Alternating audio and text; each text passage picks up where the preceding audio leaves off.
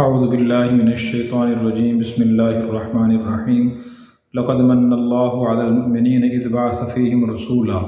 اللہ تعالیٰ نے فرمایا کہ اللہ نے مومنوں پہ احسان فرمایا کہ انہی میں سے ایک رسول بھیجا۔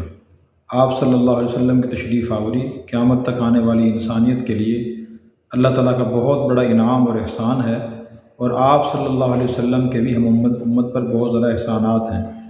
آپ کا ایک بڑا احسان یہ ہے کہ آپ نے رشتوں کا تقدس سمجھایا کہ ماں کا مقام کیا ہے، باپ کا مقام کیا ہے، بیٹی کا مقام کیا ہے، بیٹے کا مقام کیا ہے، چچا کا مقام کیا ہے۔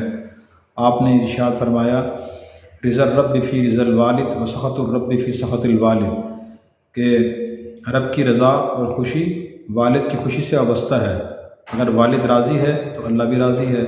و سخط الرب فی سخط الوالد، اور والد کی ناراضگی سے اللہ کی ناراضگی وابستہ ہے۔ اگر کسی جائز بات کی وجہ سے والد صاحب ناراض ہیں، اس کا مطلب ہے کہ اللہ بھی ناراض ہیں۔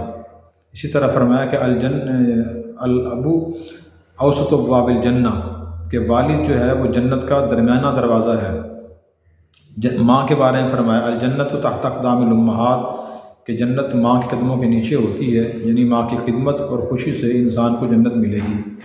اور چچا کے بارے میں فرمایا عم الرجل سنہ ابی، کہ آدمی کا چچا اس کے والد کی طرح ہی قابل احترام ہوتا ہے۔ بڑے بھائی کے بارے میں فرمایا کہ وہ والد کی جگہ ہی ہوتا ہے، اور اس کی جائز باتیں اور اس کا ادب و احترام والد کی طرح ہی کرنا چاہیے، اور اس کی باتیں ماننی چاہیے۔ اور خالہ کے بارے میں فرمایا الخالۃ منزلۃ الام، کہ خالہ ماں کی جگہ ہوتی ہے۔ جیسے کہ انسان پر اپنی والدہ کا احترام ضروری ہے، اسی طرح اپنی خالہ کا احترام بھی ضروری ہے۔ آپ نے ہر رشتے کا تقدس بتایا، بیٹی کا، بہن کا۔